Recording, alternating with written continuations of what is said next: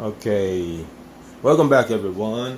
Now that I've got my rice done, it's sitting. I cooked up some asparagus to go with it. What I wanted was I came across this idea that I had a thought about enchiladas, and there's certain enchiladas that I like chicken enchilada, beef enchilada, but the some of the other ones that I've tasted from this particular Peruvian restaurant, I really like because they loaded it up with different stuff you normally don't have in an enchilada. So I'm kind of gonna make that again because the first time it happened, I was trying to make an omelet and it came out like almost like a burrito, there should have been in an enchilada pan or something. So what I have here is some ingredients to get those together. You don't have to have all these ingredients. You can choose a few and just make that one type. But me, I like variety, so I'm making a bunch of different stuff. I'm being creative because I got the time, and some of this stuff I really needed to use, okay, before it go bad. All right, so for my meat, I've got a pound of ground chicken, and a pound of ground chicken that needs to be cooked. I have a teaspoon of red pepper flakes. Try to get it in there. Teaspoon of red pepper flakes. Teaspoon of cayenne pepper. Tablespoon of mixed herbs with some rosemary. A tablespoon of coriander and mixed pepper. A tablespoon of pink Himalayan salt. And that's it. Just gonna mix that up. Right here I have some curry powder, but what I really want from the curry powder is I'm going to use about a tablespoon of this in the mixture that's going to make like the keto tortilla, and we'll show you in a minute. This is curry powder, but what I really want is the turmeric out of it. I have you can use heavy cream, but I have some leftover bacon blue cheese dressing I'm going to use for the sauce, because I'm going to mix that with this Newman's Own medium salsa, okay, to go over the enchiladas as they bake. This is some sharp cheddar, extra sharp cheddar I need to use. It's going to go inside. I have chopped up some jalapeno. I have some roughly chopped garlic, roughly chopped green and red bell pepper, roughly chopped onion, cilantro, chives, some roughly processed mushrooms. And in the pan with the meat, I'm going to stick a sprig of dill weed and a sprig of rosemary to get the aromas in there. This is that from the last video. This is that Black Forest bacon that I chopped up, and this is some chopped super greens. This is just some chopped up super greens right there.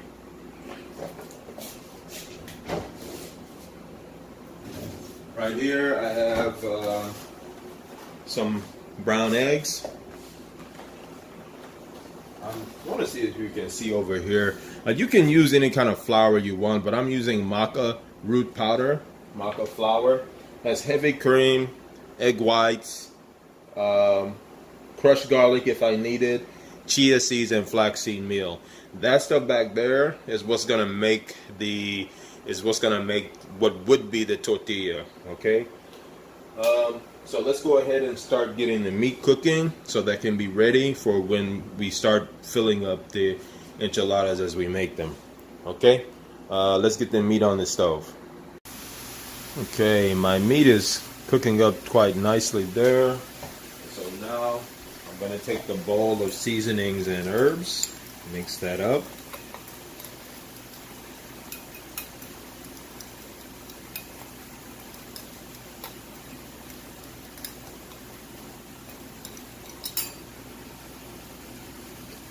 Toss that over on the meat, sort of like a homemade taco seasoning or something like that.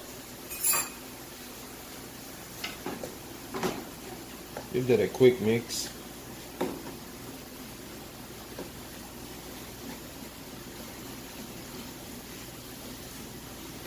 Then I'm going to take a small section of this pan, put my sprig of rosemary and dill weed on this side of it. or on top of it, I'm sorry. And I'm gonna cover it and let this cook down. So all that flavor can get into the meat, okay?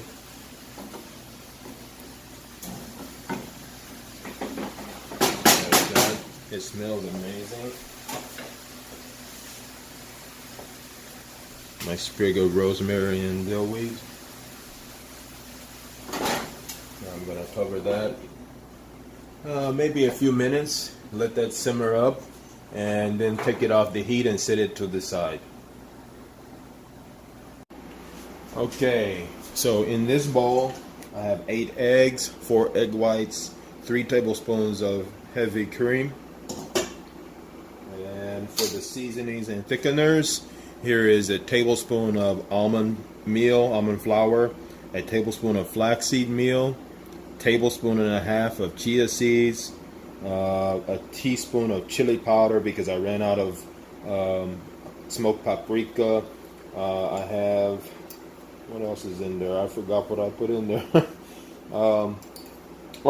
A tablespoon and a half of the curry powder, and a teaspoon of pink Himalayan salt. And I'm just gonna mix this up, of course. Oh, there's a teaspoon of maca root flour, but you can use any kind of low carb flour you want. You can use hazelnut flour. You can use coconut flour because the coconut flavor will not show up. You would think it would, but it won't show up. And it looks like I put half a teaspoon of red pepper flakes in here too. Okay.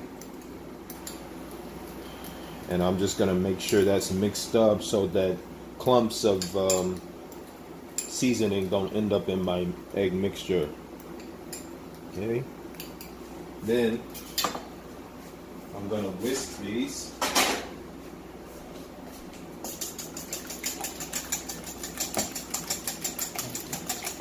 I don't want to over whisk because, and I am not disappointed in the egg yolks. Pete and Dairies, they have some really, really good eggs. Very orange yolks. I love that. I'm really disappointed when I get a pale yellow egg yolk, and I paid a lot for the eggs. It's 2 brands of eggs that really keep up for me. There's Pete and Jerry's here in California, Safeway, and then Vital Farms. I am never disappointed in their eggs. Very good quality eggs, great tasting eggs. You can tell that their chickens are happy. Okay, that's mixed up. And what I want to do is, as I whisk this, so I don't get clumps, I want to pour this in as I whisk it.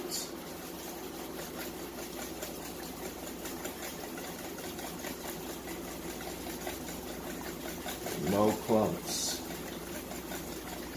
And it's not going to be like it's not going to be a batter. It's going to be like a egg mixture, but it's gonna cook well on my griddle pan. Just whisk and stir. Whisk and pour. Okay. Just gonna make sure that's all incorporated.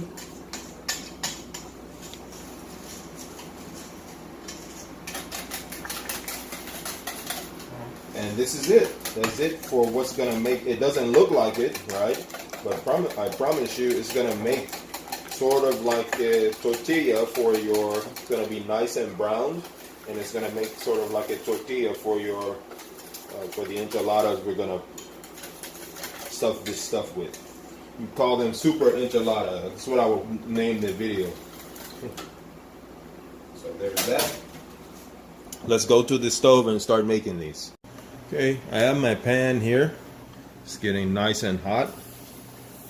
And I'm gonna start with some butter. I think I'm burning it a little bit, but I will be okay because I'm about to add the egg really quick. Really quick. Okay. And I'm gonna pour, not a lot, I'm gonna pour some of this on here. I don't want to necessarily fill up the pan because I'm gonna have to sort of wave this around. You will see what I mean in just a moment. So I'm going to pick the pan up and try to get it all over the pan. It can be a little tricky when it's time to flip, you know, but and if you get any spots, you see how quickly this forms? You get any spots, just fill the spots. Okay, that's gonna form really quick, and you don't have to have it on the heat very long. I'm using a sort of a high heat. I'm using a high heat because, and now I want to turn that heat down to really low, almost as low as you can get it. And then this is where you want to start putting your toppings on it. I'm going to start. This is going to be one giant enchilada, right? You can cut them up, or whatever kind of pan you use. You can switch it up with whatever you're doing. Okay. You don't have to use my pan size or nothing like this. Add as much cheese as you want, okay?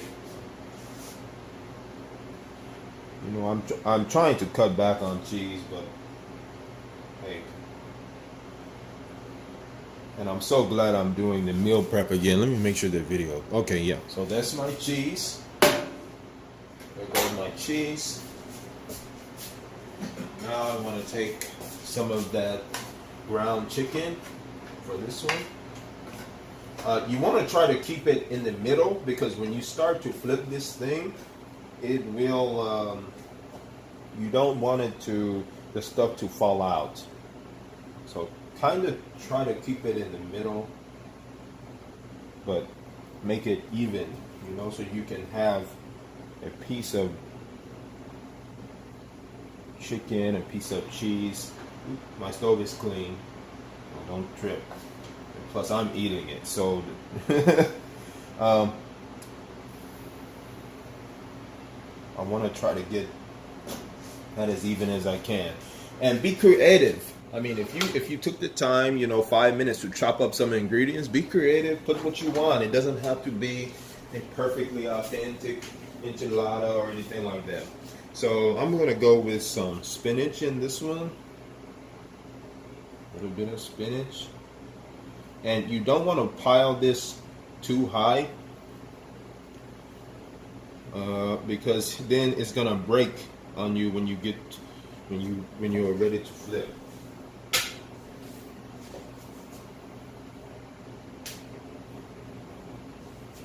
Okay, the little crust down here is gonna get really nice and brown. You don't want it to get hard, because that's when it will break. I'm gonna put some coriander or some cilantro, a little bit of mushroom, like that, and let's go with some jalapeno. Okay, jalapeno in there, and I think that, you know, I'm gonna put more. Here's some onion.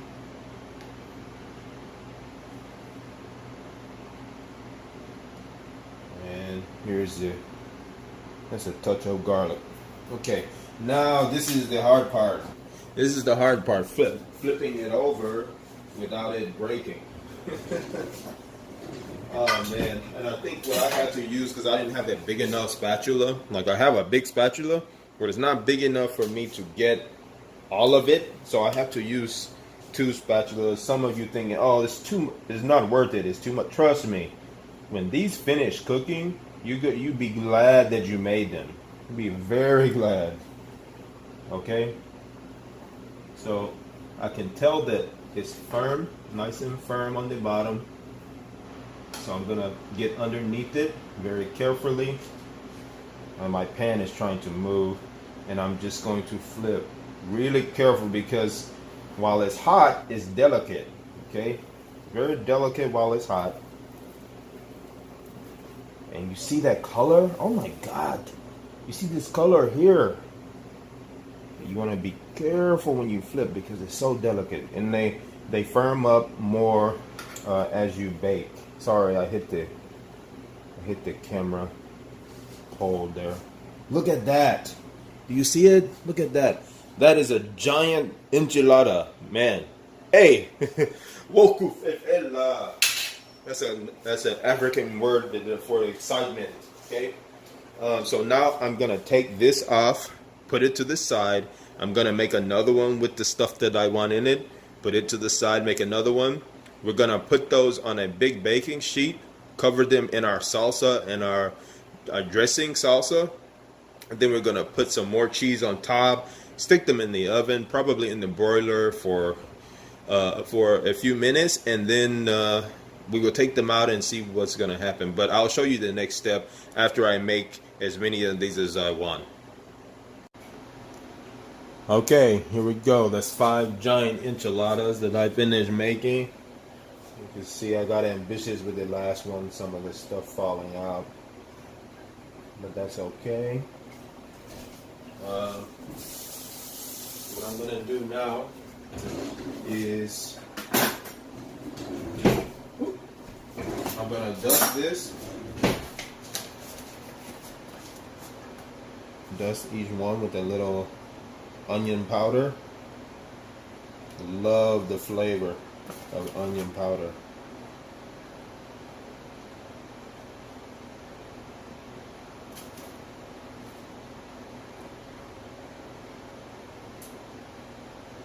Some people don't like the flavor of onion, so if you don't like the onion flavor, then don't add this. You don't have to do this at all. This is just me doing what I want. And then I'm going to take the salsa and the dressing mixture. This whole container is 13 ounces. So it was like a fourth full with the dressing, and then I just filled the rest with salsa and heavy cream. Probably, I don't know if I will use all of this, but I'm gonna make sure that all of these get covered.